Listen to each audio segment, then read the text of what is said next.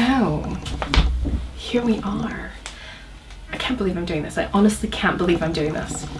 But I am going to read, for the first time ever, a chapter from the original Night School. So, as it was when I first sent it to agents and editors, with vampires at war with other vampires, and Allie's a witch and doesn't know it. Like, I can't believe I'm reading this. Like, I have not read this since 2012. I haven't read it today. I just skimmed it to find the right chapter. I knew it, a line. Isn't it funny? Like, I wrote this line, I haven't looked at this in 7 years, and I knew the line that I was looking for, and I could find the line. So I haven't read this chapter. This is so exciting to me, because I'm going to be reading this for the first time as you are hearing it for the first time, and we'll both be discovering it together. So here's the scene. The night school is at war with another vampire group, and they're about to have a battle in the library at Cimmeria Academy. And they're geared up, like they're barricaded inside. Allie, Carter, everybody you know. It's the same characters, they're just vampires. They're barricaded inside, they're waiting for the attack to come, they know it's coming. They're going to save this one room. They think if they're all together in this room, then they can survive this battle. So yeah, that's the section I'm gonna read. I can't believe I'm doing this. So get ready, let's go back in time. Here we go.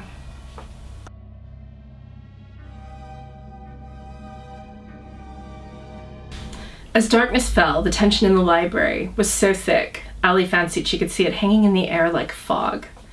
By 10:30, most of the fighters were strapped on the armor she'd seen stacked up earlier in that day. They looked different in their gear, more grown up, dangerous. Carter, who had been avoiding her all evening, looked like a proper soldier, dressed all in black, with armor and weaponry strapped across his chest. He had knives and scabbards strapped to his right thigh and his left arm.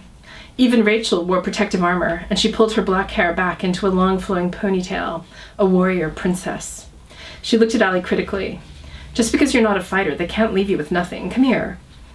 Allie walked over obediently, and Rachel pulled a shield over her head, tightening the straps until it completely encased her torso. Holding her at arm's length, Rachel nodded. That's better, she said. If Allie thought the weapon bag was uncomfortable, being sheathed in armor was worse. Sitting down was virtually impossible as the shield dug into her thighs. She leaned against a table. Great, she muttered. I might live, but do I want to? Without looking up at her, Rachel scoffed. Yes, next question. The feeling of chaos that had permeated all elements of the school for the last few days was long gone, replaced by brutal order. The students were silent and mechanical as they prepared, and instead of barking orders, the teacher spoke quietly. By 11 o'clock, the frontline fighters were ready to move out. Watching Gabe and Sylvan prepare to leave, Allie felt a wave of melancholy. They looked so strong and determined, yet she knew they must be frightened. When Sylvan smiled at her while strapping a long knife to his thigh, she surprised herself by smiling back. He could die out there, no grudges in trenches, she thought. She looked over at Joe, who stood nearby, watching Gabe prepare. She looked bereft. Once they were ready, the frontline fighters gathered together in a circle, their armor and weaponry jangling in the suddenly silent library. Their faces were resolute and betrayed no doubt. Zelazny stood among them, talking in a voice so low Allie couldn't hear his words. After a moment, they walked out of the room single file, without a backward glance. The library was quiet after that, but already the second-line fighters were preparing to go too. Allie, Joe, and Rachel stood together, watching as Lucas and Jules checked each other's armor. No way, Rachel whispered, looking to her left. Allie followed her eyes to see that the team had been joined by a new fighter, Lisa. Clad all in black and in body armor that seemed to have been molded just for her slim figure, she gripped a knife in her teeth as she checked the strength of the ties holding a scabbard to her upper arm. She didn't look up at them as she walked out of the building with the others. Carter was to monitor the battle by listening to everyone's thoughts, so he set himself up on the librarian's tall desk. Allie walked over and tugged at his foot. Hey, good luck, she said. We're counting on you. He smiled at her, but his eyes looked distant. Thanks, Allie, same to you. The minutes ticked by with agonizing slowness. Rachel straightened her bandages for the 1000th time, while Allie paced the floor, her arms wrapped around her shielded torso. Eloise stood near Carter in a state of such unnatural stillness that Allie wondered if she was breathing. Suddenly, Carter's voice split the silence. It's begun. Too early, Eloise whispered. Trap. Allie looked at her watch. It was 11:30. Eloise pulled herself together. Where are they? She asked briskly. Near the summer house, he replied, his voice devoid of emotion. The second line were ambushed. The first line are backtracking to help them. Okay, Eloise leaped to her feet. Something's not right. Get ready. Nobody leaves this room. Joe, bar the door. Joe stumbled out of her lethargy and ran to the door, pulling a heavy metal bar down and locking it into place. Allie, stay with me, Eloise barked. I want you by my side constantly. Allie moved closer to her. Tom, Alex, and Bill, check the perimeter of this room. If you hear or sense any sign of intrusion into any part of the building, let me know immediately. The three disappeared into the stacks of books. Allie matched her footsteps as Eloise paced, sticking to her side like a limpet. Carter gave frequent updates in a strange, mechanical cadence. They pushed the second line back into the woods. The first line has arrived to assist the second. The fighting is intense. Lucas is wounded, but it's not severe. He's being brought in. Anna's wounded. Lisa is wounded, but refusing aid. Allie and Joe exchanged a glance.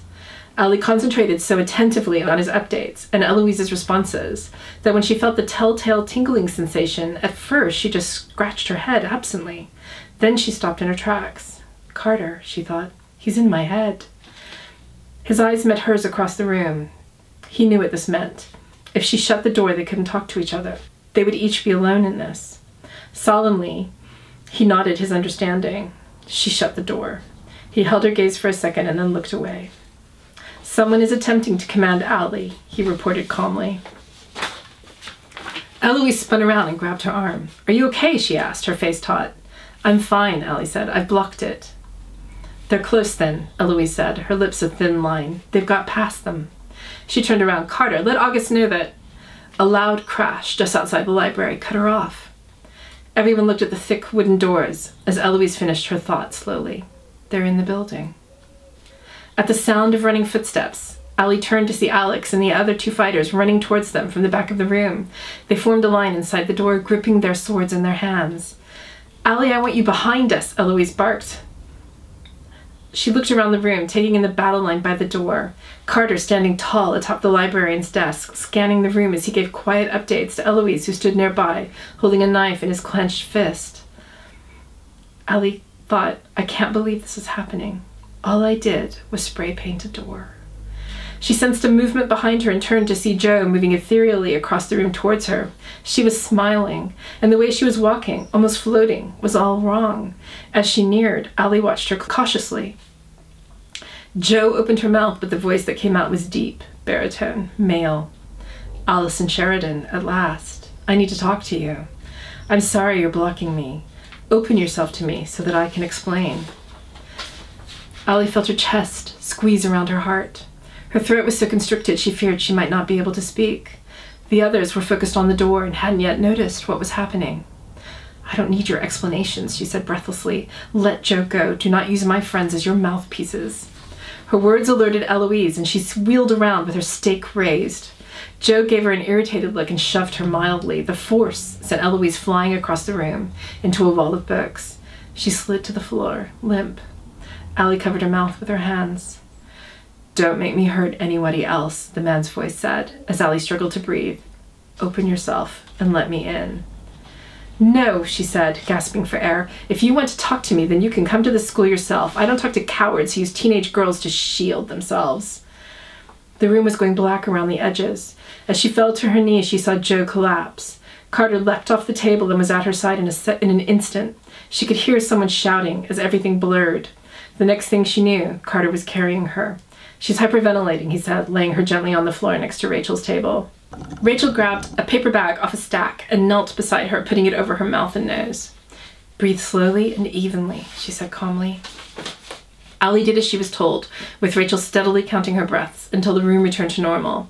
Rachel helped her sit up, and she saw that Joe was still lying beside her, unconscious. There was a huge crash. Allie and Rachel turned as the library doors bowed from the force of an unseen blow, but held. All the fighters stood ready. Carter was back at his spot on the desk. Rachel stood up, pulling Allie to her feet. Get ready, she said, her voice grim. A second crash split the mighty bar in two, and the doors burst open. A stream of fighters in glittering armor shot through into the room. At that moment, the lights went out. In the sudden darkness, Allie was disoriented. She could hear the clashing metal of fighting across the room, but she could see nothing at all. She took a step forward and stumbled over something. Reaching down, she realized it was Jo, still at her feet. She put her hands under Jo's arms and dragged her until she lay underneath Rachel's table. Then she began to feel her way cautiously towards where she thought the fighting must be. But it was easy to get confused in such a large space in the dark, and soon she didn't know where she was. She stopped to listen. The fighting was still quite far away. Reaching out in front of her, she found only air. Hesitantly, she took a step to the right, but as she did, she thought she heard a faint voice whisper, "No." The voice was rough and hoarse, as if it wasn't used very often. She stood still, peering into the gloom, but she could see nothing at all. She took a tentative step to the left. This time the voice was clearer. "Yes." Another step to the left. Another whispered affirmation. She followed the whispered directions until the voice, which now seemed to be fading, said, "Stop." The noise around her indicated that she was closer to the fighting. She could hear the clanging of metal against metal and the shouts of the victorious and the wounded ringing out above a low, rumbling noise that sounded like growling. Reaching out to either side, she could tell she was between two tall bookcases. "Why here?" she whispered. The voice was so faint that she could barely make it out in the general cacophony, but she could have sworn it said, "Safer here." She stared in the direction of the battle sounds, but could only barely make out shapes moving rapidly in the darkness. If she was to have any idea what was going on, there was only one way. Cautiously, she opened the door in her mind. "Carter, can you hear me?" There was no reply, but through their connection she was overwhelmed with nightmarish impressions of a violent battle, brief glimpses of swords rising and plunging, contorted expressions, and guttural screams. She covered her face with her arms. When she lifted her head again, seconds later, the room was suffused with a faint green glow. She could just make out Rachel darting across the room, her jaws set, breaking glow sticks to turn them on and then throwing them on the floor to spread light. Oh, good girl, Allie thought. Now she could make out the hazy outlines of the fighters across the room. She saw that Eloise was back on her feet, wielding a sword so expertly that to Allie it was just a flash of light. To her right, Sylvan was using the skills he'd tried to teach them earlier, a knife in each hand. He moved through the crowd with brutal confidence. Their opponents outnumbered them and wore glittering silver armor, like the angels in the library paintings. They moved with unbelievable speed and grace, and they too were young and beautiful. Even with no experience in battle, Allie could see that the Cimmeria fighters, intimidating in their black armor, worked together elegantly, throwing each other weapons, catching them smoothly, leaping balletically to back each other up. But they were not winning. They were being pushed back into the library, slowly but steadily. Before long, they'd be fighting with their backs to the wall. And Carter, where was Carter? She studied each face in the pale glow until she finally saw him at the heart of the battle. His opponent was a tenacious fighter, but they seemed evenly skilled. The fighter was tall and slim with dark blonde hair. She noticed that they each used brute force with little finesse, so the fighter must be new to this as well. And there was something familiar about him. Leaning forward, she peered into the faint light cast by a dying glow stick at their feet, trying to make out his features. Suddenly, she gasped and jumped backwards, nearly falling as she tripped over a book. She felt her chest squeeze again and fought to keep her breathing even. It can't be him. It's dark. She struggled to calm herself. It can't be. It is. Frustrated tears filled her eyes. The voice in her head was not Carter's. "What do you want from me?" In her head, she was screaming the words. Nathaniel's voice was calm and soothing. "I just want to talk to you." A tear escaped and ran down Allie's cheek. "Why?" she asked him. "Why are you doing this?" His voice in her head had a deep, hollow laugh. "Oh, this isn't all about you, Allison. Don't worry. But you were part of it. You are special, as you are no doubt beginning to realize, and I would just like the chance to talk to you." Allie felt the panic in her chest morph into righteous indignation. She took a deep, angry breath. "I already told you that if you want to talk to me, you'll have to do it in person." He replied instantly, "The problem is, if I do that, all of your friends will die. I presume that is not what you want." The calmness of his voice belied the content of his words. Allie watched Eloise send one fighter flying into the door and without hesitation turned to engage with another. "No," she said, in her mind. Then here are my terms, he replied. You agree to come and join me, and I will make all this stop now. I will withdraw my fighters, and Cimmeria can continue as it was. Allie frowned. I thought you said this wasn't all about me. I spoke the truth, he replied. Isabel is teaching a twisted view of who we are. Our young are being ruined by her, and misled, lied to. I've asked her to stop, and she has refused.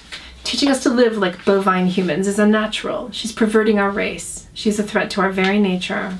Allie considered this. So if I join you, you'll bide your time, and when you're good and ready, you'll attack again. Only this time I'll be on your side, and somehow this helps you. She could almost hear his shrug. It is what it has to be. She glared into the darkness. I don't think so. I will never join you. You will have to kill me to take me with you. And what good would that do? I'm a Cimmerian now, too. She took a step forward as if he were standing in front of her. And you know what? My mother told me never to talk to strangers. With that, she closed the door. Reaching into her weapon bag, she pulled out some of the metal-tipped stakes that Sylvan had given her and hefted one, feeling its weight. It seemed to vibrate in her hands as if it had power of its own and longed to be used. But as she stepped out of her hiding place, a rush of air blew her hair back, and a powerful hand grabbed her by the shoulder. She swung around, flailing her stake, but a dismissive blow from her attacker sent it flying. She looked into a pair of puzzled green eyes. She was only a girl, younger than Allie, maybe 13 years old. She was small, with light brown hair tied back in a bouncy ponytail, but she wore the gleaming silver armor of Nathaniel's army, and she had a very large knife in her right hand. Hang on, she said, wrinkling her nose slightly. Are you human? Allie stared, astonished. The girl seemed so normal. She could easily be a Cimmeria student. Yes, she admitted, finally. The girl studied her for a moment, her head cocked to one side, and then shrugged. Sucks to be you, she said perkily, raising her knife and swinging it so quickly that Allie didn't have time to shut her eyes. But the blade never touched her.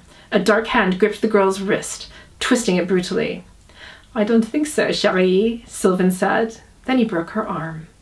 The girl screamed and dropped the knife. Sylvan raised his sword to finish her off, and Allie grabbed his arm. Sylvan, no, she shouted. He looked surprised as she held onto his wrist, eyes pleading. She's only a girl. When she looked down, though, the girl had disappeared. Sylvan shook his head, but his voice was sympathetic. They are all only boys and girls, Allie, and she would have killed you. She knew he was right, but she wasn't sorry. Thank you for saving me, she said. He smiled, and his white teeth gleamed in the darkness. Any time, my petite, but one thing. He wrapped his arm around her waist, and there was a rush of air, and suddenly they were deep in the library. Allie stared around her, lost. The fighting sounded far away. She could barely see Sylvan in the dark. I suggest you stay back here, he said, away from the danger.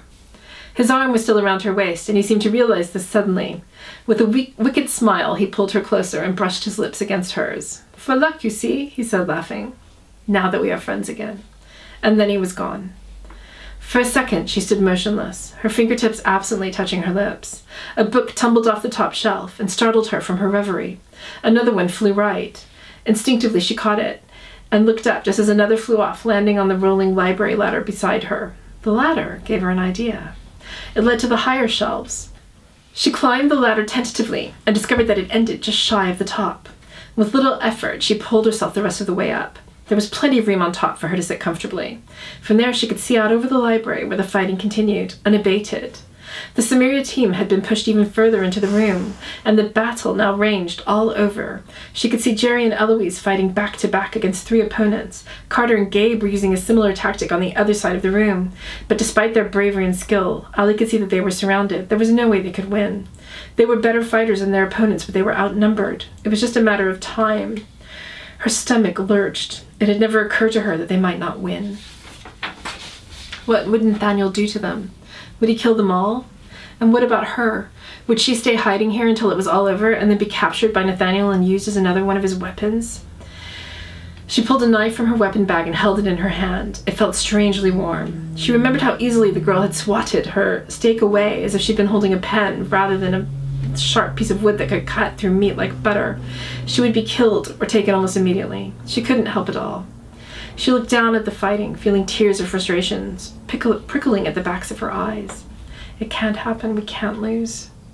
But as she watched the fighters moving in their dangerous dance, she noticed something odd by the door.